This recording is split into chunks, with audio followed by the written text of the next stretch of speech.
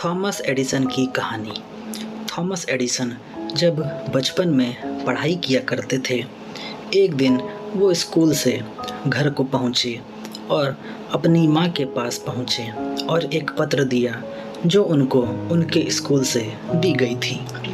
उन्होंने वो लेटर अपनी माँ को दिया और कहा कि माँ, ये लेटर स्कूल के प्रिंसिपल ने दिया और कहा कि अपनी माँ को जाके ये लेटर दे देना। उनकी माँ ने तुरंत वो लेटर एडिसन की हाथों से लेकर उसे पढ़ने लगी। पढ़ते पढ़ते उनकी आंखें नम हो गई। उन्होंने एडिसन को गले लगा लिया। एडिसन ने बड़ी बेसब्री से पूछा कि माँ, इसमें लिखा क्या है, वो तो बताओ। तो माँ फिर से उस लेटर को खोला और दोबारा पढ़ने लगी ज़ोर ज़ोर से, ताकि एडिसन उसे सुन सके। उन्होंने कहा कि इसमें लिखा है कि थॉमस एडिसन एक जीनियस है, बहुत ही कमाल का बच्चा है, सुपर इंटेलिजेंट है और हमारे यहाँ इसे पढ़ाने के लिए टीचर मौजूद नहीं हैं। इस बच्चे को हम अपने स्कूल में नहीं पढ़ा सकते हैं, इसीलिए आप इस बच्चे को अपने घर पर पढ़ाइए। उस दिन के बाद से थॉमस एडिसन की माँ ने उन्हें घर पर पढ़ाया।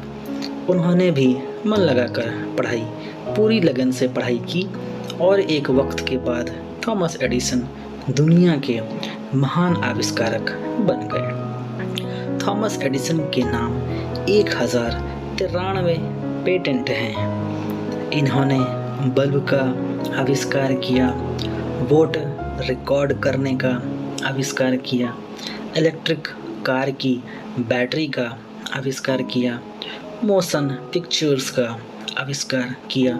न जाने ऐसे कितने आविष्कार हैं जो इन्होंने किए। धीरे धीरे ये बहुत बड़े आविष्कारक बन गए। इन सब के बीच उनकी माँ का देहांत हो गया। एक दिन ये घर की साफ सफाई कर रहे थे तो उन्हें वो पेपर मिला जो बचपन में उनकी माँ को उनके स्कूल के प्रिंसिपल ने दिया था। उन्होंने उस पेपर को खोला। उस पेपर में लिखा था कि आपका बेटा दिमाग से कमज़ोर है, मानसिक रूप से कमज़ोर है, हम इसे अपने स्कूल में नहीं पढ़ा सकते, आप इसे घर पर ही रखें।